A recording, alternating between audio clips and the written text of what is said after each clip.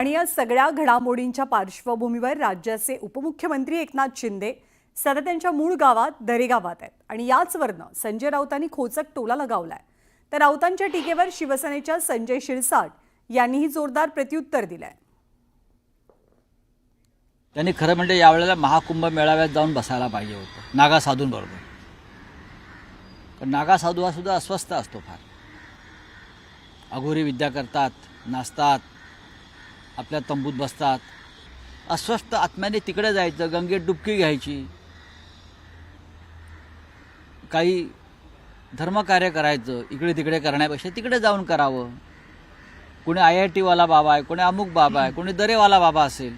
जी काही दलाली करण्याची जी काही लिमिट होती ती संपलेली आहे। आता तुम्ही लोकांना ज्ञान देण्यापेक्षा जे काही तुमचे आहेत उबटा गटातले त्यांना नागा साधूकडे घेऊन जा, तिथं पवित्र करून आणा आणि देवाची भक्ती करण्याचं शिकवा। दरम्यान उपमुख्यमंत्री एकनाथ शिंदेंच्या दरेगावाच्या दौऱ्यावरनं संजय राऊतांनी जोरदार टीका केली। शिंदे नाराज झाले की ते गावी जाऊन बसतात, तर मी नाराज नाही तर कामानिमित्त दरेगावात आलोय। विरोधकांच्या टीकेकडे आपण लक्ष देत नाही असं शिंदे म्हणतात। आमचे एक डेप्युटी CM आहेत ठाण्याचे, ते त्यांना राग येतो आणि ते गावाला जाऊन बसतात।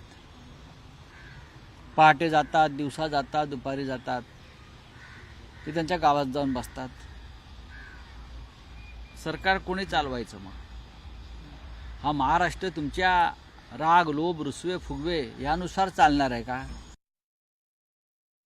तेच ना, कोण काय बोलतंय आता हे सगळं तुम्ही दाखवता चॅनलवर आणि तुम्ही जिथे बघताय। मी कामात आहे, मी आता या नवीन महाबळेश्वर हा मोठा प्रोजेक्ट आहे, याच्या मागे मी लागलेलो आहे।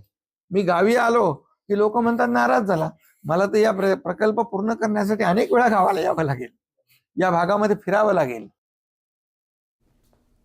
आणि 23 जानेवारीला बाळासाहेब ठाकरेंच्या जयंती दिवशी शिवसेनेचा मेळावा होतोय।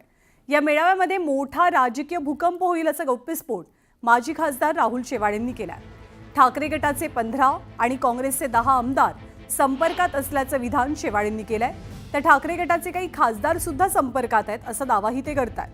त्यामुळे त्यांच्या विधानामुळे राजकीय चर्चांना उधाण नक्की आलंय।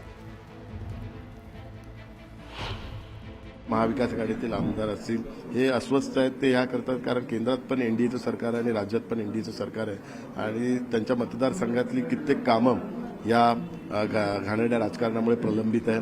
कारण महाविकास आघाडीने एवढी बिघाडी करून ठेवलेली आहे तर त्यांच्या मतदारसंघातली कामच होत नाही, त्यांची विकास कामं रखडलेली आहेत आणि कित्येक त्यांचे केंद्र सरकार आणि राज्य सरकारच्या संदर्भातले प्रश्न प्रलंबित आहेत। त्यामुळे ते अस्वस्थ आहेत आणि लोकांना त्यांनी जे कमिटमेंट केलेलं आहे ते पूर्ण करू शकत नाही, म्हणून ते महायुतीत प्रवेश करण्याकरिता इच्छुक आहेत। गेले कित्येक महिने महायुतीच्या कित्येक पदाधिकाऱ्यांशी, वरिष्ठ नेत्यांच्या संपर्कात आहे। शिवसेनेच्या संपर्कात पण उबाटाचे आमदार आहेत, काँग्रेसचे आमदार आहेत।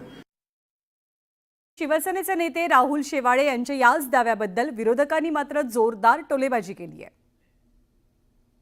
ठीक आहे, आता 237 पलीकडे आहेत, अजून 550 तिकडे गेले तर 288च्या जवळ जाण्याचा प्रयत्न होईल। याच्यापेक्षा जास्त काही फरक पडला नाही तर काय फरक आहे?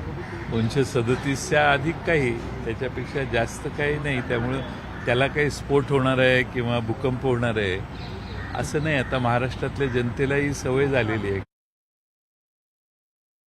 राहुल शेवाळे काय बोलतात त्याच्यावरती राजकारण महाराष्ट्राचं ठरत नाही। त्यांच्या जीवनात दुसरं आहे काय? याला फोडायचं आहे, त्याला विकत घ्यायचं आहे, ह्याच्यावर खोटे गुन्हे दाखल करायचे आहेत, ह्याच्यावरच त्यांचं जीवन पक्षाचं चालू आहे। उद्या ते असंही म्हणतील ट्रम्प सत्तेवरती आलेले आहेत, त्यांच्या पक्षाचे 5-25 खासदार 23 तारखेच्या त्यांच्या मेळाव्यात त्यांच्या पक्षाचे म्हणजे आंतरराष्ट्रीय पक्ष होईल।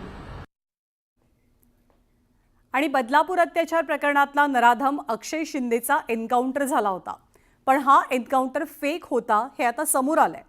न्यायालयीन चौकशीचा अहवाल न्यायालयामध्ये सादर झालेला आणि त्यातून अनेक धक्कादायक गोष्टी समोर आल्यात। काही गंभीर सवाल अर्थातच यानंतर उपस्थित होतात।